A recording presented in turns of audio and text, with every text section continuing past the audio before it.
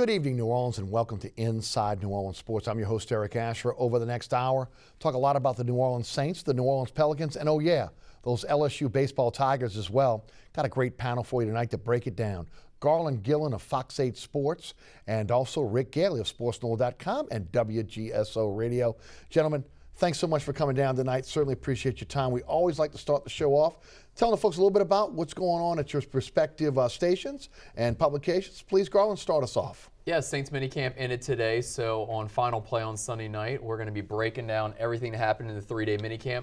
Chad Savity, our weekend anchor, is in Omaha, Nebraska with our ace photog Edwin Good, and they're going to be doing reports tonight through the weekend, so we'll see how the Tigers pull it out tonight. But yeah, so it's big things going on now for this week. Next week, it'll be a little slower, but we got a big week ahead with Saints minicamp and College World Series. So we're pretty fired up right now at Fox 8. Yeah, we call it the dead period, right? You gotta be creative. Yeah. It's all about creativity in television. You're a creative guy. Yeah, well, we got Alvin Gentry coming next week, so we'll make it work. Yeah, no doubt. If you're in sports talk radio like my good friend Rick Gaillee is, that's where you got a problem, especially if you were doing it every single day. But again, Rick, welcome back to the show. Tell us a little bit about what you're involved in. Well, it's a pleasure to be with you, Eric. I just sent in my post about the Saints minicamp being finished today and OTAs, and I'm preparing. Hopefully I get this done, preparing a multi-part series on what has to go right for the Saints in 2015. It's going to be great reading. Because what I have at my disposal and that I'm used to is video. Mm-hmm. And I've got tons and tons of video. So just like Sean Payton and his staff are going through video and preparing for the start of training camp, that's what I'm going to do as well. So I've started one study, as a matter of fact, of how the evolution of attacking the middle of the field in the passing game came from Sid Gilman to Don Coryell to Sean Payton, because Sean Payton is an Air Coryell guy more than a Bill Walsh guy. So doing some studying and research in that and trying to work with Ken Trahan and Ed Daniels on our Saturday morning show, The Three Tailgaters, trying to teach them a little bit about sports. It's not easy, but they try really hard. Well, and it's fun to be with. The longest running sports radio talk show in the New Orleans market. Again, the Three Tailgaters, and congratulations on that. A couple things I want to get to before we start the show. First of all, you can now watch us on Cox Cable Channel 711 or Channel 1014. We are now in HD. So again, for you folks that have been used to watching us on the analog band on the Cox Cable network, you can check us out now in HD. Sorry for the picture. Also want to congratulate the entire staff here at Inside New Orleans Sports. We are so proud that we have been named one of the finalists in the category of TV sports show, along with Fox 8 Tailgate and Fourth Down on 4. The New Orleans Press Club will be giving out those awards in early July. And we are just so proud to be a finalist there and really humbled by the opportunity. So again, want to thank everybody involved with this show, all the guys behind the scenes. They made it happen. And of course, the great guests. Can't forget about the great guests, because this show would not be the show it is without, again, the reporters that are coming on the show each and every week. So I want to thank them as well.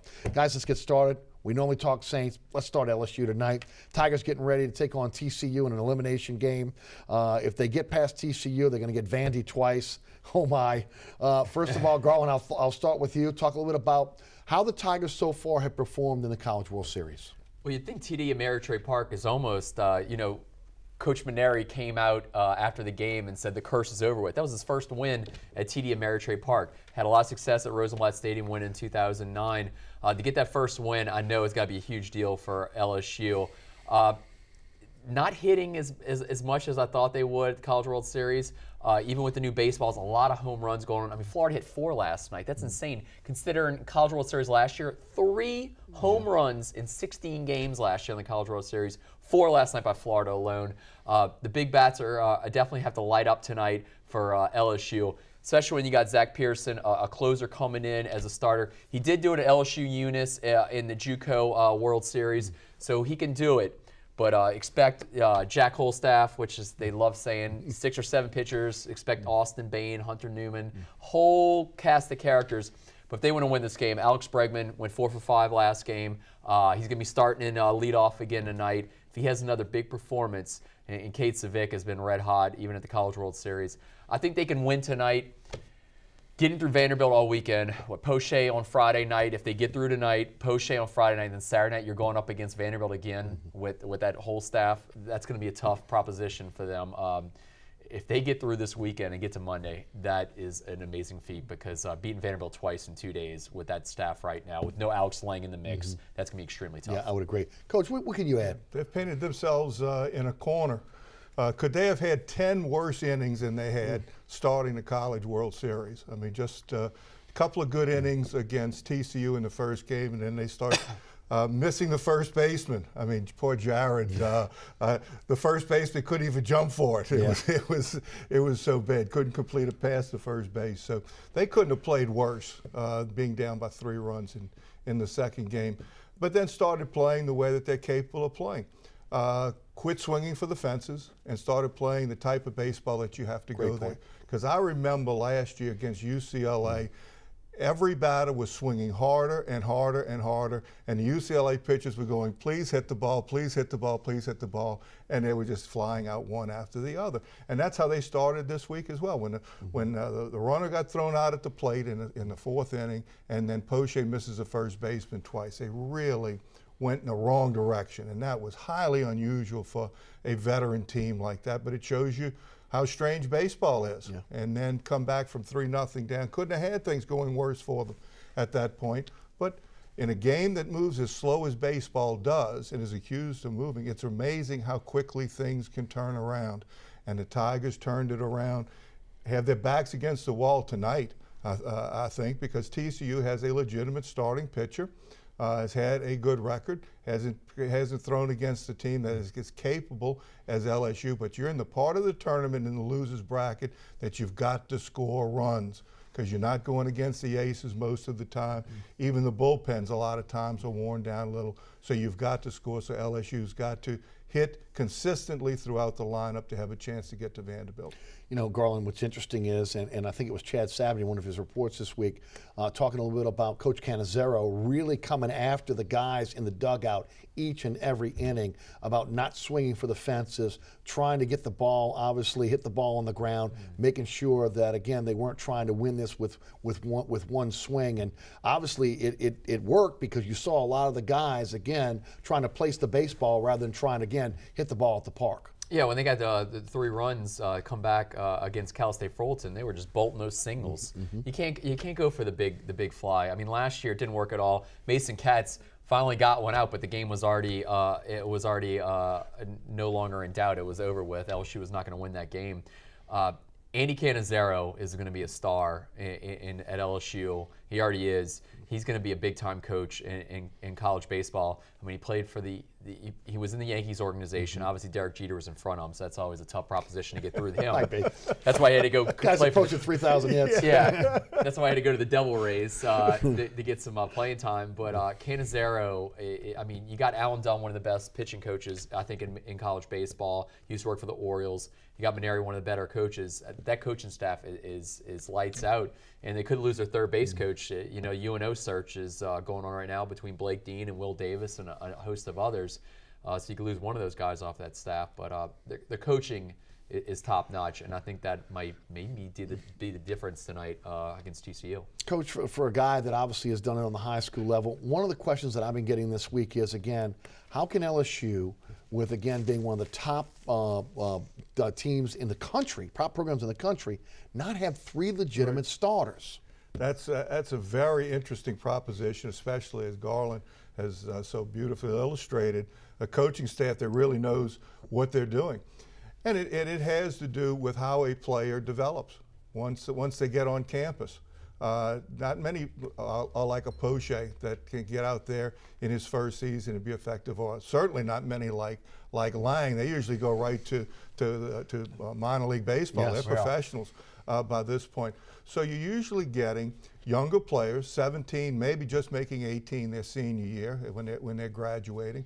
And so you're having to project how they're going to develop over time, and they all progress at different rates. And that's also why you will see some kids you haven't even heard of for 2 years, and all of a sudden he's a man. They Poof! emerged. Yeah, the testosterone kicked in, baby, and muscles showed up that he didn't know he had before. So much of recruiting, especially pitchers, is projection, because you very, very seldom get the finished product. Yes. Garland, batting order, have they made any changes for tonight? What are they looking Exact at? same lineup. You got to stick with what works. You know, Alex Bregman in the one hole, man, that was a brave move by Paul Maneri and his staff to put him in the one hole. You love Bregman because he's going to steal bases. He's going to get a single. He's going to get over. Great move by Paul Maneri and them.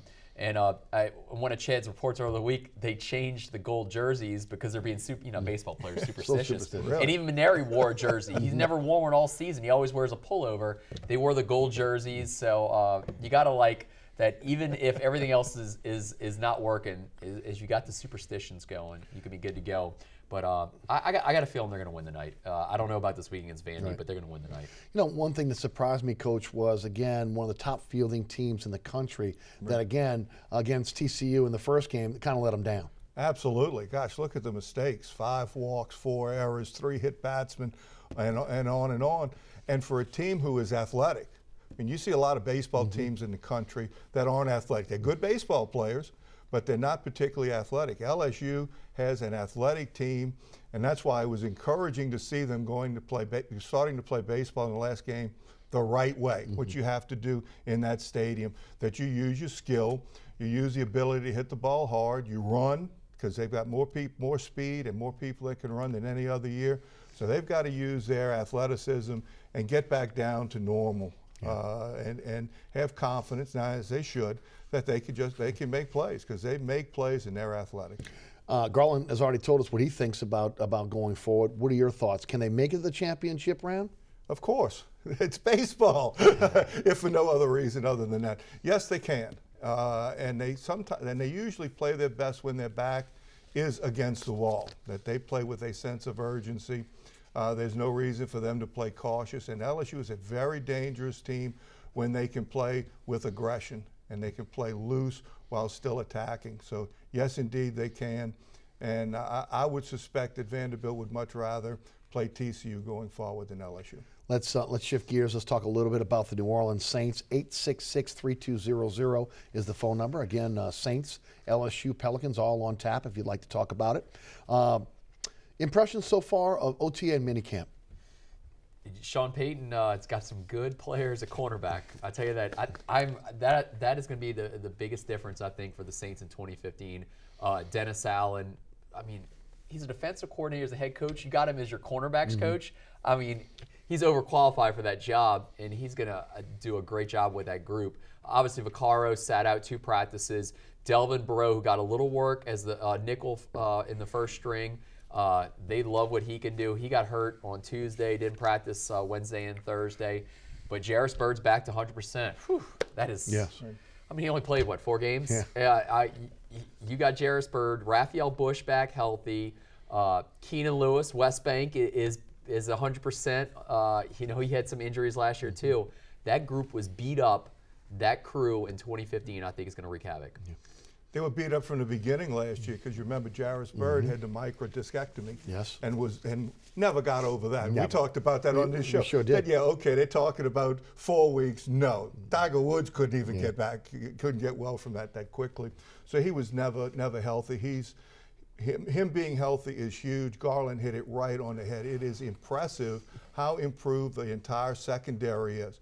Brandon Browner at the cornerback. Oh, I forgot him. That's the best one. I forgot that one. He has changed the entire complexion of the secondary, because now he and Keenan Lewis, it looks like the Seattle Seahawks secondary. If you look at tape, now I'm not talking about physically, but if you look schematically at what they do, playing single high safety, they're playing press corners, but not always man-to-man. They've learned they can play cover 3 out of press. Right. Now Kenny Vaccaro can come down in the box. He's playing a real strong safety, or sometimes a nickel corner position, because they have enough versatility that slot corner position, and the nickel corner is a starter now. You're playing nickel defense 60% of the time, so he's a starter. Now you got Kenny Vaccaro that can come down, and Raphael Bush at free safety along with Jarris Bird, or Delvin Breaux, or P.J. Williams can come in at that nickel position.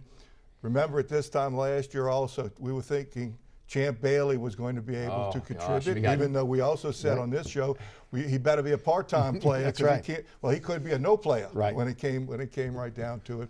So they are much better at that position. Stephon Anthony at inside linebacker is going to be a huge contributor right off the bat. I don't know if he'll be a starter, but he's going to be a contributor. Hawthorne is fitting in well. Donnell Ellaby looks good, and I think Ramon Humber at inside linebacker is a good hand to have because he's not a very good starter, but he's a great replacement. So defensively, you start from the back end. I've always believed that defense starts on the perimeter and in the secondary, and if you can cover somebody for 4 seconds, now the pass rush can get there. Yes. If you look back at last year, the quarterback's back foot was hitting the ground and the ball was coming out because they knew who was open before the ball was snapped. The pass rush, which wasn't very good, admittedly, but still, they didn't have a chance either when you get right down to it. So, and that's something that we can see in OTAs and mini camps, that you can see the secondary and you can see receivers and you can see whether they are capable of doing it or not. Yes. Will they carry it over to pads? Who knows? But if you can't do it in shorts and helmet, You can't you're do sure it. that can't do it with pads. No doubt. I like to add on Coach Gailey's point on Brandon Browner. When you just stand next to him, he's 6'4", 220, and he plays cornerback. Just standing next to him in the locker room. So he's like a linebacker. He is huge. I mean, he admits that he's going to get some pass interference calls. It's going to happen because he's just so big. Right. I can imagine going one-on-one with that dude. I mean, I've seen 6'4", 220 guys in the locker room, but they're playing like linebacker. Sure. They could come out of the, edge rusher, but not a DB. I mean, he's won everywhere. He won a Grey Cup. Oh, yeah. He's won Grey Cup. He's won 2 Super Bowls in a row with the Seahawks and the Patriots. This guy is a flat-out winner. That secondary. I mean, who are you going to pick on? When you got Keenan Lewis on one side, and you got Brandon Brown on the other, and you got Jarris Byrd, and you got Kenny Vaccaro, and you got Raphael Bush, and you got Delvin Breaux coming in. And you haven't even talked about the rookie P.J. Williams. Right. Yeah, and who's- Damian Swan for Georgia. That secondary, if they can get a rush in the front, Cam Jordan and Junior Galette, they can get a rush, then that secondary is going to be picking off some passes this year. Well, They'll that's the probably hardest. keep 12. Right. I think they'll keep probably 7 corners. Right. They may keep 12 in the secondary. 12 in the secondary. Yeah, I wouldn't doubt that. Well, especially because Rob Ryan likes to use these safeties. Yeah, Right. I mean, there's a lot of combination that he's good on special teams. Brandon Browner, something we haven't talked about, he's got to stay clean. Yeah. He has had a problem with performance enhancers before. Remember, he missed games last year, the first 4 games or 6 think games so. last year. Like But it looks like with the influences that he has around on this team, that the incentive for him to stay on the straight and narrow is there. Some other positions that you think there's going to be some great competition going forward, and you can jump on the offensive end as well. Well, Andres Pete, we talked about how big Brandon Browner is. Andres Pete is just a monster. I mean, just standing next to that guy, he's a big guy. Zach Strief knows, he made it known at the Saints Hall of Fame golf tournament in Kenner that, yes, sooner or later he's going to lose his job to Andres Pete. He doesn't think it's just going to be this year because you have faith in your own play. But Andres Pete could take that job in training camp from Zach Strief. I think that's one battle that's you're gonna look out for. Obviously, Hopkins and Hawker going up for the kicker. Somebody's got to win that battle. Yeah. I mean, I can't believe that neither one of these guys have never kicked in a regular season Interesting, game. they brought John Carney in this week to kind of, obviously, again, kind of be a mentor to these guys, which there's nothing wrong with that. No. As long as he doesn't have to be a guy that's lined up and kicking for you. No, his days are numbered. But that's another job. And we talk about Stephon Anthony. David Hawthorne's a good middle linebacker, but Stephon Anthony is already calling all the plays for the second string defense. He's calling them all himself. So they already have a lot of faith in him at that middle linebacker position. But if you had to say one place where I think somebody might win a job, maybe Andres Pete can come in there and take that job from Zach Strief. You know, Coach, what about the wide receiver position? That's one position you can kind of look at and kind of gauge the athleticism. Now, again, a little different. Are you going to be able to get off the jam? Are you going to be able to catch in traffic when you know that there's a heat-seeking missile coming at you? All those things. But they got some young guys playing the wide receiver position. Were you impressed with any? Several of them, as a matter of fact. But this is a time that they should impress you. better. They can't impress you right now. Shorts and T-shirts. And the Saints are taking the tack this year. Remember, they changed the wide receiver coaching position. There's a reason for that. And they got rid of Kenny Stills, 2 of the most inconsistent people around. Kenny Still certainly was inconsistent. And you saw Breeze hesitating a lot last year, tapping the ball. A lot of that I've come to find out, I believe, from my study, is because very often the receivers were not where they were supposed to be when they were supposed to be there. So there is a huge emphasis on doing things the right way and being consistent, and not just throwing it up and letting somebody go get it. I think the receiving group as a whole is going to be very good. Brandon Coleman this week did a much better job. He had improved. I saw him the second week of OTAs and saw some improvement, because I could tell you last year he couldn't catch it all. When he would try to catch the ball, bam, you just hear the ball hit his hands. That's how I could judge whether somebody's absorbing the ball or catching it. Well, he's gotten much better. He's still only good. He's still only okay. He's not great, but from what he was last year, there is a huge improvement. And this week did a very nice job, because I thought before this week, Shontavious Jones was ahead of him, because Shontavious Jones can catch the football, and he's bigger than you think. Jones had a difficult time this week. He missed a blitz pickup on Tuesday when I saw him, got out jumped for one yesterday in a red zone situation. And he didn't have as good a week this week as Brandon Coleman did, but that could round out that group, because they're going to be where they're supposed to be when they're supposed to be there. Cooks is exceptional. He's just as quick as a hiccup, and Spiller is outstanding. He could not be in a better offense in the league. I certainly agree. When you look at the combination of running backs that they have and how they use them, and they have great versatility now with Ben Watson and Josh Hill at the tight ends, and when they go with 3 wide receivers, 1 tight end, and 1 back, and especially when that back is C.J. Spiller, you can go anywhere from being 3 wide receivers, a back and a tight end, to 4 wide receivers with Watson, who started out his career as a pass-catching tight end. That's right. Or even 5 wides. And on Tuesday, they were introducing a lot of the nickel blitz packages on defense. There were more assignment busts on defense than the whole rest of camp combined, because they were trying to get in their nickel blitz packages that C.J. Spiller's outside the wide receiver. Then he motions inside the wide receiver. Now the linebacker's outside, now he's inside. So it was great practice and great observation, getting to see those people go back and forth. So there's going to be more versatility offensively. Won't have the one dominant player, but I think they'll be more consistent. They'll run the ball when they need to run the football. I have my doubts at left guard. I think when you line them all up, take your 6 best offensive linemen, and one of them doesn't look right. And right now, in my mind, that's Tim Lolito. And this is they keep saying they're not going to do it, but this, in my mind, has to happen. Zach Strief, even though he's 6'7", has to go to left guard. Maybe not in the beginning, but that will add 2 years to his career. And then Andres Pete moves into right tackle, because if Pete beats out Strief, you still don't have your 5 best offensive linemen on the field at any one time. And that is rule number 1 of offensive line play. Get your best 5 on the field. Going to the phone lines in just one moment. Garland, your thoughts on maybe Strief moving inside? And are you saying what the coach saw with Lolito? We asked him, I alluded to the golf tournament in Kenner. He said he's fine at right tackle. He's like, I'm 6'7". I can't. I can only play tackle. So obviously he's not the coach, though. Right. So he make that call. You were talking about the receivers. I want to add one thing. Every single year for the past 4 years, we talked about how great Nick Toon has looked in training camp or mini camp.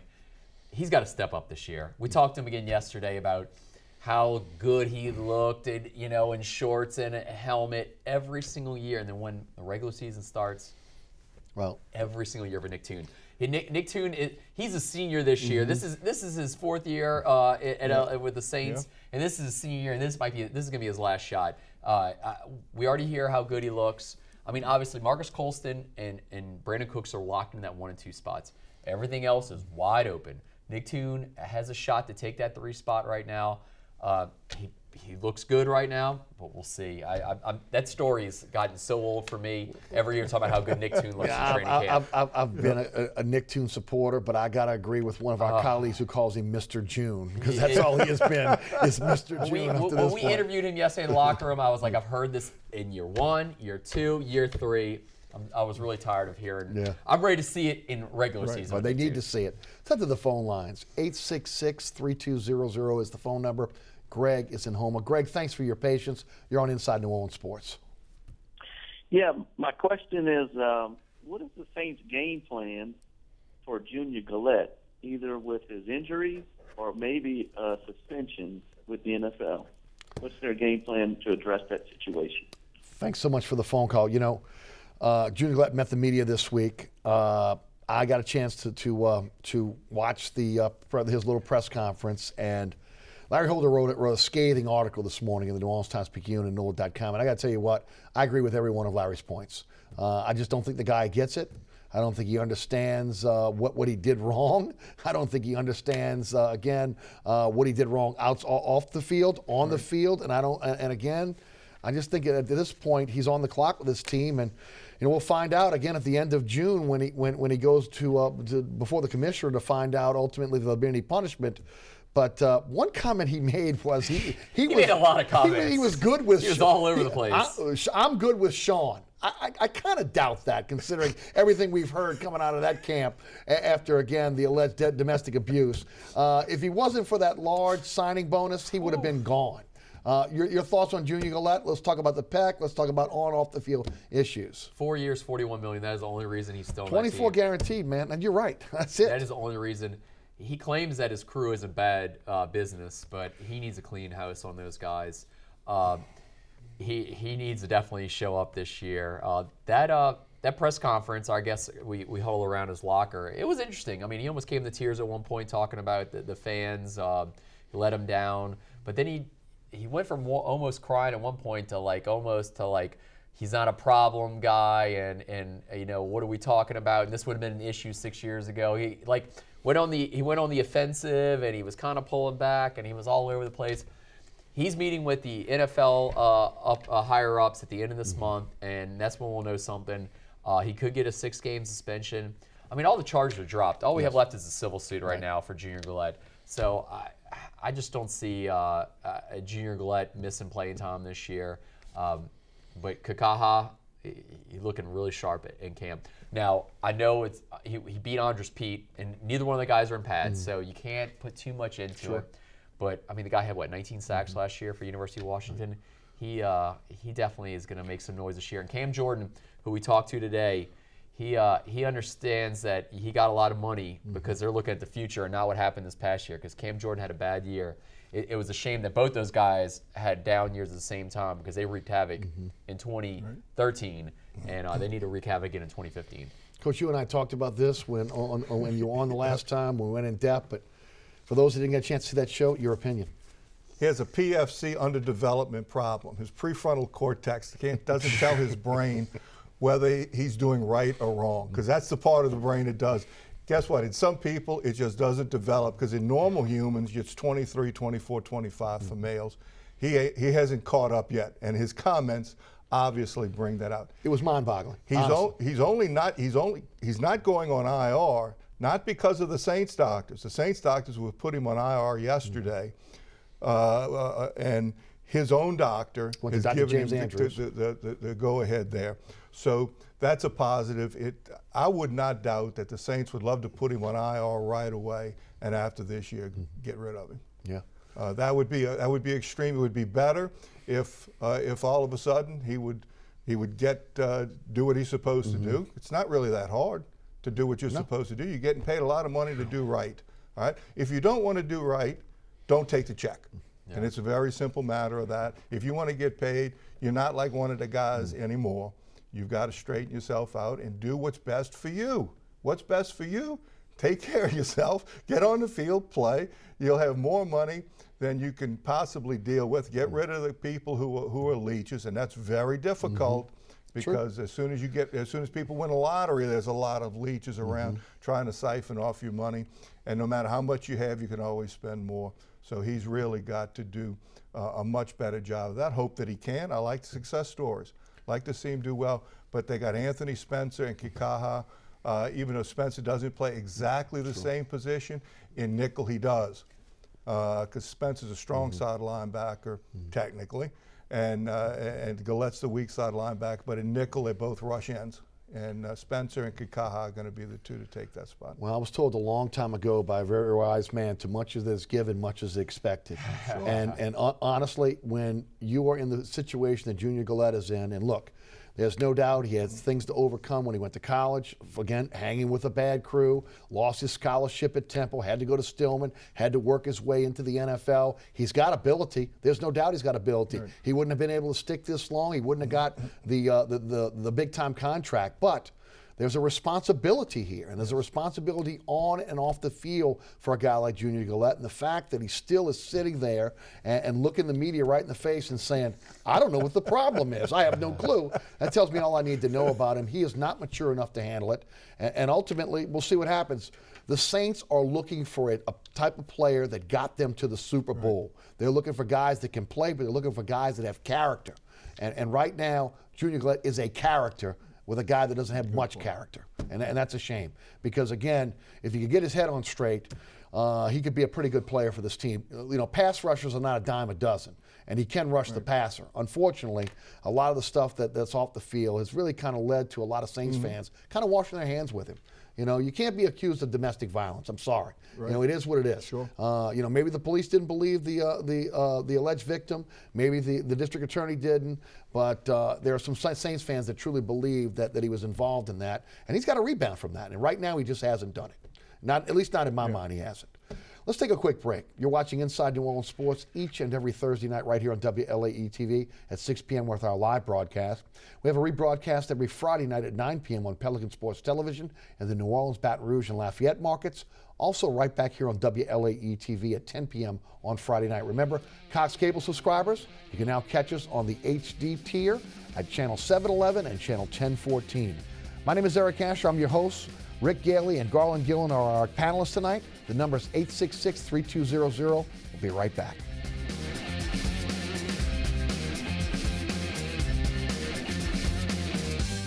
Inside New Orleans Sports with Eric Asher is underwritten by...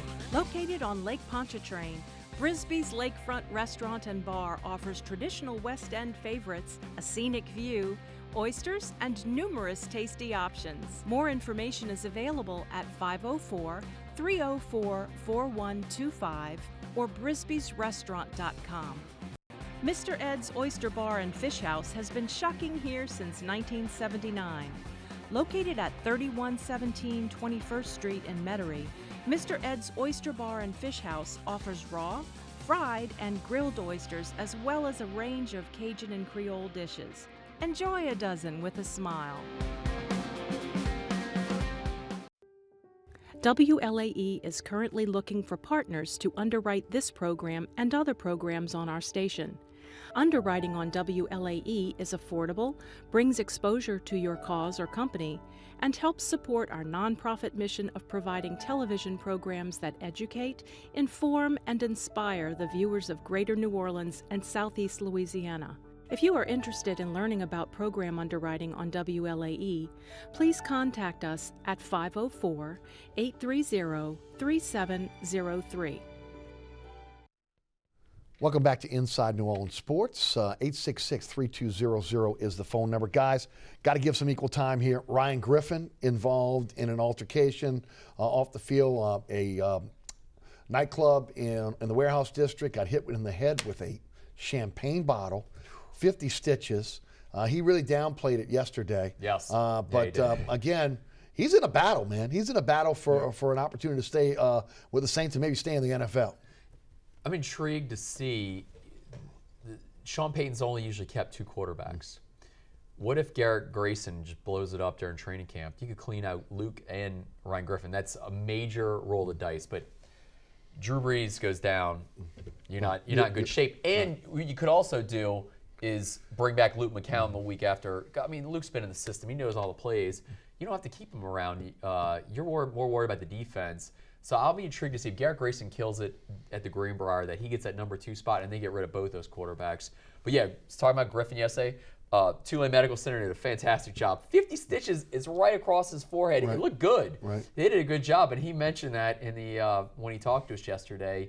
The bar he was at, I've been in it. It's not that shady of a operation. Not really, not at all. Yeah, it's a nice place. Sometimes you're in the wrong place at the wrong time. You know, and sometimes another person's had a little too much to drink, and it's not your fault. It was 1:45 in the morning. I'm not gonna. He's young. I know people love to attack people that are young. After midnight, should be home. Yeah. I mean, he's young. I mean, what do you? I'm not going to be that guy to say that he's in the wrong. If it was 3 o'clock in the morning, But even then, he doesn't have a track record of getting in he's trouble a good guy. and having a problem. He's a good guy. I mean, with the 2-lane, you know, it's Right. kind of hard to stay out. You keep your nose clean at 2-lane when you got the boot right next to campus, Yes. and you got the palms right there, and you got F&M's that stays open all night long. You know, a lot of 2-lane kids hang out there till 5 in the morning. He was there 5 years, had no problems. Great guy to talk to. I think this is a complete. It won't happen again. It was a complete accident that he was in that spot, and they haven't. I can't believe they haven't figured out who did it yet. I mean, 50 stitches with a champagne bottle over the head. How tough is this guy? Might want to put him in linebacker. Yeah, he doesn't get knocked out by a champagne bottle. We're not talking about a Bud Light bottle getting tossed. You know, we're not talking about Blues Brothers here. Right. We're talking about a champagne bottle, only 50 stitches. That's pretty good. Yeah. Tough guy. Yeah, it is. Kevin Williams signed by the team. You had a chance to maybe eyeball him a little bit. Again, interior defensive lineman, hard to judge, but just from an athletic standpoint, well, Yeah, your thoughts? That is one area that's really difficult. And you had an illustration earlier, Garland, that Kikaha beat Pete around the corner, Yeah. but then Pete can't punch the guy like he's supposed to either. But I tough mean, to but read, that's and especially with a 3 technique, he's going to be he's not going to play any in base defense, which is less than 20% of the time. He's going to play in the even fronts when they have 4 rushers. He's going to play on the outside shoulder of the guard. Still athletic, still has enough energy to be able to play that position. Big enough to be a run stuffer, but if you're a 3 technique, you're there to knock the guards back, try to collapse the inside of the pocket. And so he has some mileage, 15, 20 snaps a game, no doubt, that he can contribute. It's quite fortuitous that he came in right when Glenn Foster's hurt, Akeem Hicks is hurt, and Broderick Bunkley's hurt. He went right into first team. Right. I mean, he got thrown into the fire. I think he's got a great shot to make this team because of what he's done in the past. And you said 20, 25, 30 plays.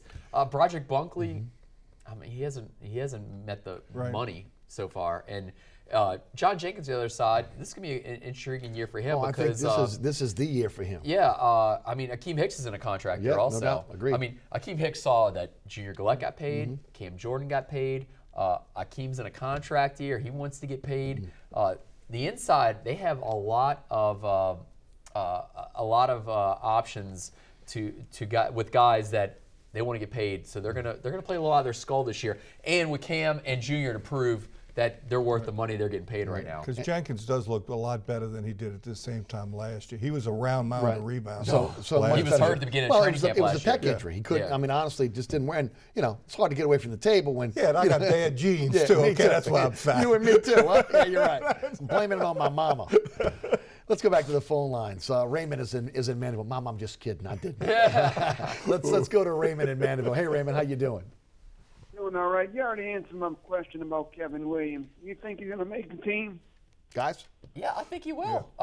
Especially if there's room for winners on this team. Well, they're going after winners, aren't they? Guys with rings. Brandon Browner, Kevin Williams, Anthony Spencer. I know the Cowboys didn't win at all last year, but they're grabbing guys from teams that know how to win. That locker room is completely different from last year. Which is a good thing, right? That locker room last year was just toxic. They had some bad dudes in there. I'm not the guy that's going to start calling out names, but they knew they were too young, and some of them were a little too obnoxious. And this year they got some guys that could ring them in. Brandon Browner, when he talks, you better listen. I mean, he's a scary, imposing figure, and he's already tight. I mean, Keenan Lewis and Brandon Browner went to Oregon State together. They have a close relationship. Kenny Vaccaro is going to learn a lot from those guys. I think Brandon and Kenny already work out in Austin in the offseason also. I think Williams got a good shot. I mean, he was a great stopper with the Minnesota Vikings for 11 years, and last year with the Seahawks. Yep, no doubt. Coach? And they want to win now. Okay, they're doing this to win now, and it's not like he's having to compete against a bunch of Pro Bowlers internally. So there is certainly a place for him to be able to do it. And on the leadership issue, I'm in complete agreement with you, but I think the coaching staff has finally stepped up.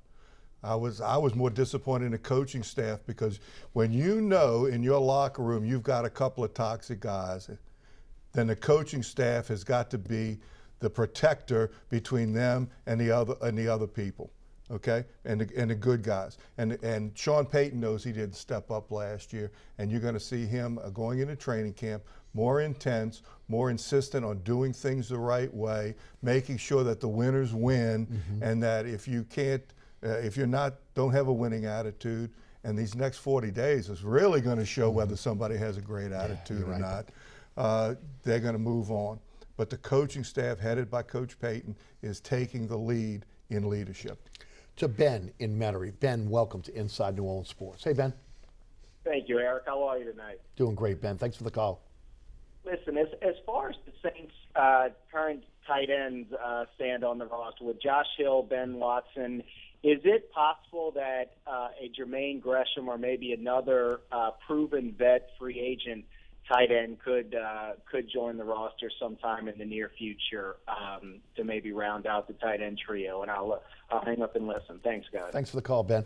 That makes a great point. That is definitely a major possibility. Jermaine Gresham's going to come for training camp. He's got a little tread on the tire, so maybe wait till training camp. Can still catch the ball, though, man. Yeah, and Josh Hill and Benjamin Watson's had a fantastic OTAs and mini camp. He's what, 34, but it doesn't seem like it. He's got a few years left in the league.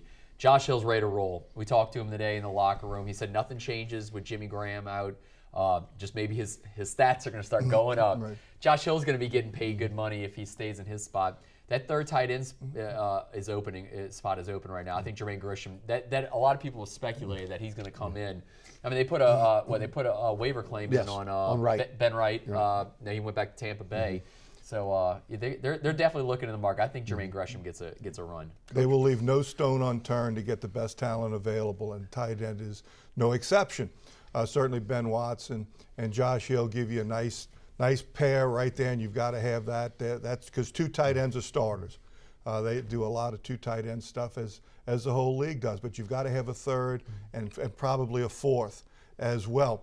If they can get a fourth tight end, then Bryce Harris becomes expendable because he's been the fourth tight end in a lot of situations, playing both tackles and being able to play tight end and goal line and short yardage. Because Pete's going to make the team. You know, 3 tackles are going to make the team, and you can't keep a ton of those. I would not be surprised. I have seen no evidence of this. I wouldn't be surprised if Eric Lorig becomes somewhat prominent as like a off-the-line tight end, H-back, movement kind of guy, because he can run, he can block, he can catch the ball. Don't hand him the ball anymore. Yeah. He's only been handing the ball twice in his career. Right, there's a reason for that. Yeah, he brings a defensive mentality to the offense, so it wouldn't even surprise me that he becomes part of a combination, a fourth tight end type of person. But they would love to have 4 tight ends on the team. Let's talk about the big story of the day. Tom Benson has been ruled competent, as we talked a little bit about in the break. The threshold to prove someone's incompetence in this state is very, very high. I don't think anyone that was really kind of watching this thought that for a second that Tom Benson was not going to be ruled competent. But the real big story is now what happens from this point forward. Can they move this, the trial from Texas to Louisiana? What's going to happen going forward? Guys, your thoughts on today, your thoughts on what will happen in the future now as this thing kind of ramps up now that the competency issue has been settled? Yeah, I think it's great for the Saints because the front office on Airline Drive is now settled for this year. And as we've talked about, in world-class organizations, you cannot have a blip anywhere. And people were walking on eggshells in the offices last year because if they aligned too closely with Payton and Loomis and Rita won, then they were out the door with Payton and Loomis because as soon as the LeBlancs would take over, then Payton and Loomis were out of there. So people's loyalties were divided, and it does filter down to the field. Because once again, you're competing on a world-class level. So in my list of things that must go right for the Saints, number 1 was keep the LeBlancs out of the building. That is critical to them going forward. The trust issue, the trust, capital T, is going to be interesting going forward because the value of sports organizations increase exponentially every year, and as many assets as Benson has, the other ones don't add up because they're not growing nearly as much as the sport franchises. I would be somewhat concerned that he may have to divest himself at the Pelicans at some point in the future because he's got to balance out this amount over here with this trust that goes to the LeBlancs over there. Long way from over. Yes. But for us right now, as Saints people, this is a good day. Yeah, I agree 100% with you, Coach. I really think when you look at where they are right now in terms of his empire, there's just not enough money in order to satisfy the trust by substituting something else in the trust. And I've said all along, I think that ultimately the Pelicans will be sold, and wouldn't be surprised to see a guy named Schwest back in the picture here to try to keep this team here, because everything I've been told off the record by individuals out there that really don't want to be named that have an inroads to the commissioner's office of the NBA is the Pelicans are here to stay. And they want to stay in New Orleans. They want to be in this market. So it'll be interesting to see what happens down the line. What can you add, Garland, anything to what Coach had to say? He's 87 years old and he's still sharp as ever. After the Pelicans clinched the playoff berth against the San Antonio Spurs, sat down, did a one-on-one interview with him. We had the big bright lights on him. Sharp answers. Right when I walked out of there, I'm like, they have no shot at this. For the big time game that just happened, he's excited. He gave clear answers. I never bought it at all. They going forward, Tom Benson, that organization, I think they're good. I never bought the 3Rs had a shot at this at all. And you're right, it's big for the organization because Dennis Lauscha and Greg Bensel, Mickey Loomis, Sean Payton, all those guys, they're vital to the organization and they need to all stay there. And if the 3Rs were in there, some of those people would not have been there. Well, I think all of them would be gone. Yeah. I'm just being honest. I think that triumphant would be done. I think they're showing the door. I think they've said already they will not work for LeBlancs. So I think they would be gone. I really do. Jake is in Thibodaux. Jake, welcome to Inside New Orleans Sports. Hey, Jake. Yeah, my question is what they're going to do with the quarterback position and how many quarterbacks are going to make the roster? Thank you for the phone call. Coach, let's take you first on that one. Right. Garland had alluded earlier that he's only kept 2 in the past, except one time he did move Ryan Griffin from the practice squad to the active roster to make sure he wasn't taken. I think Drew Brees still depends a lot on Luke McCown and that triumvirate that they have with Luke and Drew and the coaching staff is really strong. Also, McCown is the first holder on extra points. Yes. That I kind of look at little side things like that to see if that's important. So I think they're going to keep 3 because there's no way that Grayson makes it to the practice squad. If they put him out there, somebody's going to. And he's they used a third-round draft choice for a reason. So how do you balance out? And if Drew goes down, if somebody picks up McCown, okay, and he's not hanging around, then all of a sudden, okay, dude, you got to go in. Right. That's not the best thing. You know, I would agree.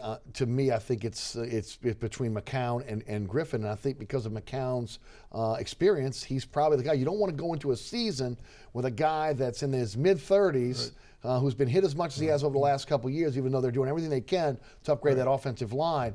You want to be able to have somebody that can come in and at least can give you a couple of games at a high level. And, you know, right now I think it's going to be out of those 2. Grayson makes the team, in my opinion. Oh, he's got to make the team. The safe play is, I was throwing it out there that if Grayson killed it. Yes. But that was kind of a far-fetched idea. The safe move is 3 guys. The safe move is Luke McCown or Ryan Griffin is the 2 and Garrett Grayson's 3. He's going to be the 3 because Drew Brees has 2 years left on his contract. Not maybe. In my thoughts is that Drew Brees is going to come back and have not to say come back and have a better year, but he had a good year last year. Not a fantastic year. But maybe they can add a year on his contract, make it a little more cap friendly. I think Drew Brees has 3 years left in New Orleans, and then Garrett Grayson maybe takes over in 2018. You got to have Garrett Grayson's your guy of the future. I just don't see Ryan Griffin being the quarterback of the future. Luke McCown, obviously, that's at the end of his road, but Luke McCown has one of the strongest arms on the team right now. Yeah, I would look. I'll tell you what, it'll be interesting, but number 9's got to stay upright in order for this team to have a chance. There's no doubt. Guys, let's shift gears to the Pelicans. We'll go back to the phone lines in just 1 minute. If you have Saints questions, hang in there. Looks like Eric Gordon is going to opt in, which means that he will get that $15.5 million. He shopped himself around. That was interesting. His agent shopped himself around, as a lot of us thought he did, including myself, to see if he could somehow parlay that into maybe a 4-year deal, maybe around $30 million, and then walk away from the 15. There were no takers. Yeah. Unfortunately, look, Eric Gordon has turned his game around. There's no doubt about that. He is a guy that is a deadly three-point shooter. The only problem is he's not worth $15.5 million. And that, to me, is going to be, once again, the albatross around this team's neck as they try to build around Anthony Davis. I think we saw in the championship series, LeBron, the greatest player on the planet, was not able to carry guys that were up and coming. Tristan Thompson, you talk about Delanova, Maslov, all these guys that played well, but again, still LeBron had to carry him. I think it sends a message to the Pelicans front office is, hey, you don't want Anthony Davis to sign that $144 million deal. He's probably going to sign it because you don't walk away from that kind of money, but you're going to have to surround him with, again, some top-notch players. And right now, they've got some cap problems. Do you re-sign a Sheik? Do you not re-sign a Sheik? Does he fit in Gentry's offense? So it'll be interesting to see what happens. Garland, your thoughts on Gordon and then the Pelicans as a whole, if you would. Well, it's smart business by Eric Gordon's agent to at least sniff out and see if there's something out there. Eric Gordon has gotten a lot of heat in New Orleans by the media for missing a lot of games. But last year, he played hurt, and I thought he did a great job. He did. I think he's going to be valuable to the team in his final year of this contract. I'm excited for the Pelicans going forward this year. I'd be shocked if they didn't make it to the second round or further this year. Alvin Gentry, get your season tickets, fans, because it's going to be a lot of points scored. It's not going to be; these aren't going to be boring games. Very up tempo. They're going to. I just hope, for the Pelicans' sake, that Drew Holiday. I want to see Drew Holiday back to 100%. He's got to be. I mean, Drew Holiday's had Eric Gordon-like luck in these first few years with the Pelicans. You got Drew Holiday running the point. You got Eric Gordon, Tyreek Evans, AD. I don't know what they're going to do in the middle yet, but they have some fun pieces in place that they could do some damage this year. The West, I mean, Clippers had a good year, but the Clippers are going to lose some guys. Rockets, it's going to be intriguing to see what's going to happen also in OKC with Russell Westbrook and Kevin Durant. I think the West is wide open next year. Obviously, the Golden State will be the class of the league, but they can make a move in the top 4 this year. Coach? Yeah, Eric Gordon, what a shock that he opted in. Coach, you walking away from 15.5? Yeah, I guarantee it took his agent about a minute and a half to figure out there wasn't much interest anywhere else. He certainly had to do his due diligence. But the Pelicans are built the way the NBA is going. With athleticism and speed, and Anthony Davis is the poster child for what Gentry wants to do, because he's got the skills, along with better size than anybody with the type of skills that he has. And when you look at the roster, that's what they have other than a Sheik, and that's going to be interesting to see what they do there. Because in the finals, as much as Iguodala got commended for his great play, the best move was that they put Andrew Bogut on the bench and he didn't play anymore. That's why I believe that was the difference in the series. Coach, that's why I believe. I don't know if a Sheik fits this system. Very well, I mean, may not. Bogut is a much more athletic, he's more athletic and a better scorer than a Sheik is, and he couldn't get on the floor because again of the small lineup that they went to. Got 2 calls on the line. Let's grab those calls before we finish up tonight. Gerald is in Chalmette. Gerald, welcome to Inside New Orleans Sports. Hey, Gerald, you with us? I'm just calling with your opinion about the Monty Williams and the Alvin Gentry. What is Alvin Gentry compared to Monty Williams? And did Monty Williams not foul in the last seconds of a playoff game? You just think that sealed his fate and sent him on his way? And what's your opinion about Alvin Gentry? Thank you for the phone call. Game 3 coming to haunt again. I think it is. I mean, I think that's what did him in. Huh? Yeah. I mean, don't you? He said he tried it, told him to foul him. Quincy Pondexter just couldn't get to him.